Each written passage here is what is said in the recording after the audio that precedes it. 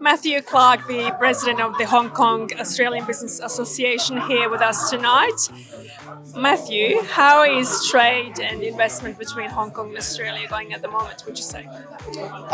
It's going okay. Obviously, because of COVID, and Hong Kong's just come out of the lockdown recently, things have been a little bit stagnant, but there's a lot of interest, and we're finding a lot of investors out of China, the mainland, and Hong Kong looking to come into Australia now, purchase properties, do JVs in businesses, and also Australian companies that want to export.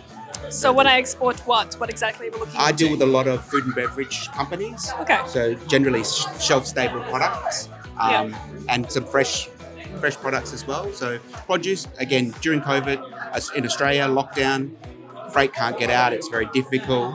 We talked today at a function about that extensively. Now that the trade routes are opening back up, freight prices are coming down, it's economical for our Australian exporters to get back out there and start selling their products overseas. How can we boost each other's economy and then obviously raise awareness of future opportunities? Two-way trade, and that's not just financial or products, it's also cultural. I always believe when you want to do business in a new land, you need to understand the culture, understand the business protocols, things like that. So getting that knowledge and learning a little bit about each other, it helps to get a better understanding. So then when there is conflict, you can generally say it might be because we did that wrong or we looked at it the wrong way. So it's always good to have that kind of two-way thinking. So you're suggesting that perhaps for those wanting to set up business, they should go there, they should learn about the culture, they should see what it's like, being on the actual shore rather than thinking from within Australia. Absolutely. No matter what market you want to go to, it's different to Australia. Even the US and the UK, which very similar historically, they have different cultural norms. So you can think you're doing the right thing, and actually you're not, and you could offend someone, for example, then your business is not going to happen. So it's always good to do that investigation first, learn a bit. There's plenty of resources out there that can help you. Australian government, Hong Kong government, for example, they've got a lot of free resources which business people can tap into. And is there an increase in that appetite, wanting to do business and take that business offshore? Absolutely. We've noticed it in the last 6 months especially. And why is that? Australian businesses, again, I think a lot of people have struggled. And with interest rates going up, a lot of inflationary pressures, prices going up, businesses want to get more revenue, and tapping foreign markets for products is important, especially markets like Hong Kong. And Singapore is another prime example because they don't produce products like what we do in Australia. We can feed them, but they can't feed themselves. So they rely on us, but also we can then supply them with our products as well.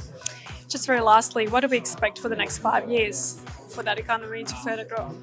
I think it will. I think trade's going to go on, and reiterate its opening up with a lot of government initiatives, not only from Hong Kong government but Australian government. I'm from Western Australia, and I can honestly say our WA government's stepped up recently and is actually incentivising and helping a lot of producers to go on that journey. Because it's all great to say, I produce a product, let's sell it overseas, but there's actually a very complex process. And when small businesses don't have the resources or the funds to do that, they need help of, for example, state government, federal government, business associations, and so on, to help them. And we've just heard how easy it is to actually set up a business, how it takes a few days, if anything, to set up bank accounts and register a business and all of that, and including doing tax. So it's not as daunting as it seems to be. Absolutely. And the best thing now, we work with a lot of service providers, for example, they can provide you with a one-stop solution.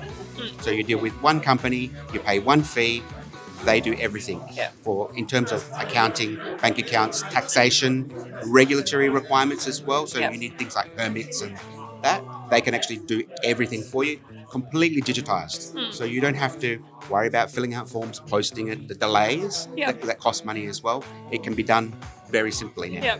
Well, thank you so much. Such an insight. Such a pleasure to meet you in person as well. Thank you very much for having me. Cheers. Thank you.